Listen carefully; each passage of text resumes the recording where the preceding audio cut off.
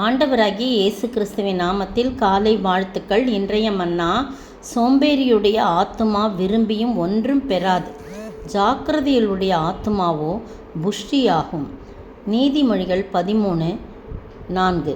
இந்த நாளில் கூட ஜாக்கிரதையுள்ளவருடைய ஆத்துமா புஷ்டியாகுமா, ஆத்மாவோ புஷ்டியாகும். இப்போ நான் சோம்பேறியுடைய ஆத்மா விரும்பியது ஒன்றும் பெறாது. அப்போ ஜாக்கிரதையுடைய ஆத்மா விரும்பி என்ன விரும்புதோ அதை பெறும் அப்படின்னு தானே அர்த்தம். அந்த விரும்பி பெறுறது தான் ஆத்மா புஷ்டியாகும் என்று சொல்லப்பட்டிருக்கு. அவனுடைய ஆவி ஆத்மா சரி எல்லாமே அவன் விரும்பியதை பெறும்போது அது புஷ்டியாகும். ஜாக்கிரதையுள்ளவனா எதில் ஜாக்கிரதையாக இருக்கணும் பாருங்கள். அந்த சோம்பேறியுடைய ஆத்மான்னு சொல்லணுன்னு அடுத்தது சுறுசுறுப்புடைய ஆத்மான்னு தான் வந்திருக்கணும். ஆனால் ஜாக்கிரதையுடைய ஆத்மான்னு சொல்லி போட்டிருப்போம் இல்லையா. அப்போ ஜாக்கிரதைனா எதுலன்னா நம்ம சுறுசுறுப்பாக இருக்கணும். எந்த ஒரு காரியத்திலையும் நம்ம சோம்பேறித்தனமாக இருக்கக்கூடாது. சுறுசுறுப்பாக இருக்கிறதுல நம்ம ஜாக்கிரதையாக இருக்கணும்னு அதுதான் அர்த்தமாக இருக்குது. அது 10 நீதிமொழிகள் 10:4 பாருங்கள். சோம்பர் கையானது சோம்பர் கையால் வேலை செய்கிறவன் ஏழையாவான், சுறுசுறுப்புள்ளவன் கையோ செல்வத்தை உண்டாக்கும் அப்படின்னு சொல்லப்பட்டிருக்கு. சுறுசுறுப்புடைய கையோ செல்வத்தை உண்டாக்கும். இப்போ சோம்பல் அப்படின்னா ஆப்போசிட் நம்ம சுறுசுறுப்பு. ஆனால் இங்கே சொல்லப்பட்டிருக்கு ஜாக்கிரதையுள்ளவருடைய ஆத்மா புஷ்டியாகும் என்று சொல்லப்பட்டிருக்கிறது. பார்த்திங்கன்னா சங்கீதம் 92:15 நீதிமான்களை குறித்து சொல்லப்பட்டிருக்குது. நீதிமான்கள் பனையை போல செழித்து லீபனில் கேதுரை போல வளருவான் அப்படிலாம் சொல்லப்பட்டு அவர்கள் முதிர் வயதிலும் கனி தந்து புஷ்டியும் பசுமையுமாய் இருப்பார்கள் என்று சொல்லப்படுது. அப்போ புஷ்டியாக இருக்கணும், பசுமையாக இருக்கணும்னு சொன்னால் நீதிமான்களாய் காணப்பட வேண்டும். கர்த்தருக்கு பிரியமானவர்களாய் நாம் காணப்பட வேண்டும். கர்த்தர் உத்தமர் என்றும் என் கண்மலையாகி அவரிடத்தில் அநீதியில் என்றும் விளங்க பண்ணும்படி அவர்கள் முதிர் வயதிலும் கனித்தந்துன்னு சொல்லப்படுது. அப்போது கர்த்தருக்கு முன்பாக உத்தமர்களாய் காணப்பட வேண்டும், நீதிமான்களாய் காணப்பட வேண்டும், கர்த்தருக்கு பயந்து வாழ வேண்டும். அவருடைய பிரகாரங்களில் நாம் எப்பொழுதும் உண்மை உள்ளவர்களாக இருக்கணும். அப்படி இருக்கும்போது மட்டுமே என்ன கிடைக்கும், அவருடைய ஆத்மா புஷ்டியும் பசுமையுமாய் காணப்படும். ஜாக்கிரதை இதில் தான் நம்ம ஜாக்கிரதையாக இருக்கணும். நீதிமொழிகள் 15:30 சொல்லப்பட்டிருக்கு.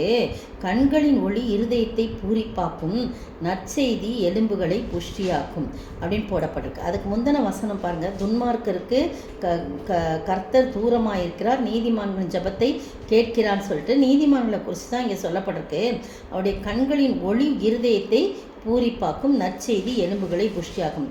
அப்போ எந்த ஒரு மனிதன் இருதயத்தில் ஒளி வீச வேண்டும் என்று சொன்னால் ஆண்டவருடைய வார்த்தை தான் அந்த ஒளியாய் இருக்கிறது. கால்களுக்கு தீபமும் பாதைகளுக்கு வெளிச்சமாக இருக்கிறது. அந்த கண்களின் ஒளி இருதயத்தை பூரிப்பாக்கும். கண்களின் ஒளி எப்படி வரும்னா கர்த்தருடைய வார்த்தைகள் மூலமாக நம்முடைய கண்கள் ஒளி பெறும், இருதயத்தை அது பூரிப்பாக்கும். அந்த நற்செய்தி, அந்த வார்த்தைகளுடைய நல்ல செய்திகள் எலும்புகளை புஷ்டியாக்கும். இந்த அருமையான வேளையிலே ஜாக்கிரதை உள்ளவன் என்று சொல்லும்போது இப்படிப்பட்ட காரியங்களை நாம் ஜாக்கிரதை இருக்கும்போது நம்முடைய ஆத்மா புஷ்டியாகும். ஆத்மா மட்டுமல்ல, ஆவி ஆத்மா சரீரம் எல்லாமே செழுமையுள்ளதாய் செழிப்பாய் காணப்பட்டு கர்த்தருக்கு மகிமையுள்ள சாட்சியாய் வாழ ஆண்டவர் தாமே கிருபை செய்வாராக. ஆமென். ஆவியோடாத்மா சரீரம் ஜாக்கிரதையாய் என்றும் நடந்து பசுமையும் புஷ்டியுமாக வழுவாதென்னை காத்தருளும். கல்வாரியின் அன்பினையே கண்டு விரைந்தோடி வந்தேன், கழுவும் திரு இரத்தத்தாலே கரை நீங்க இருதயத்தை, கழுவும் திரு இரத்தத்தாலே கரை நீங்க இருதயத்தை. ஸ்தோத்திரிக்கிற ஆண்டவரே, துதிக்கிற ராஜா. பக்தன் பாடுகிறான், பலிபீடத்தில் என்னை படைக்கிறேன், இந்த வேலை அடியேனை திருசித்தம் போல ஆண்டு நடத்தும் என்று சொல்லி பாடுகிற ஆண்டவரே, நாங்களும் கூட கர்த்தாவே உம்முடைய சமூகத்தில் ஆண்டவரே எங்களை கர்த்தாவே உண்மையுள்ளவர்களாய் ஜாக்கிரதை உள்ளவர்களாய் நடத்தி அதன் மூலம் எங்களுடைய ஆத்மா பசுமையும் புஷ்டியுமாய் காணப்பட ஆண்டவரே வழுவாது எங்களை காத்து நடத்தும் என்று சொல்லி உம்மிடத்தில் கெஞ்சுகிறோம். ஆண்டவரே நீரை பொறுப்படுத்திக் கொள்ளுங்க, வழி நடத்துங்க. இயேசு கிறிஸ்துவின் விலையேறப்பு நாமத்தில் ஜெபிக்கிறேன் பிதாவே, ஆமென். நேற்றைய பதில், நீங்கள் மீட்கப்படும் நாளுக்கென்று முத்திரையாக பெற்ற தேவனுடைய பரிசுத்த ஆவியை துக்கப்படுத்தாதிருங்கள். எபேசியர் 4:30.